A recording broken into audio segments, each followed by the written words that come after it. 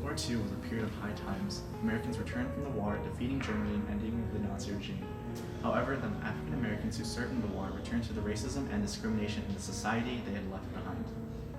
Ralph Waldo Ellison, born in 1914 in Oklahoma City, Oklahoma, was an American novelist. Educated at the Tuskegee Institute during the 1930s, he learned the ideology of Booker T. Washington, one of the most prominent black educators for social rights, and one whose work would be a major point in Ellison's novel. There, he also befriended African American writers like Langston Hughes and Richard Wright, who would also be seen to become inspirations for his writing. Ralph Ellison, like many others who served, was affected by his experiences during World War II. In Europe, he was awakened to the outside conditions of social equality of African Americans. They experienced equal treatment by European infantry and were not segregated or discriminated against.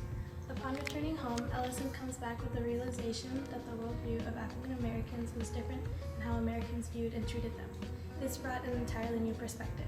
Invisible Man, published in 1942, illustrates the experiences of African Americans during the Harlem Renaissance and their struggle to escape one's invisibility and confide in individuality. Throughout the novel, the narrator struggles in finding a true identity in a world full of others telling him who he should be, whether it be Emerson, Bledsoe, Norton, or Jack from the Brotherhood. His journey is one of being oppressed and manipulated as these men use him for their own greater purposes. Over time, the narrator proceeds to realize that only by going out of bounds and defining who he is, then he can truly be free.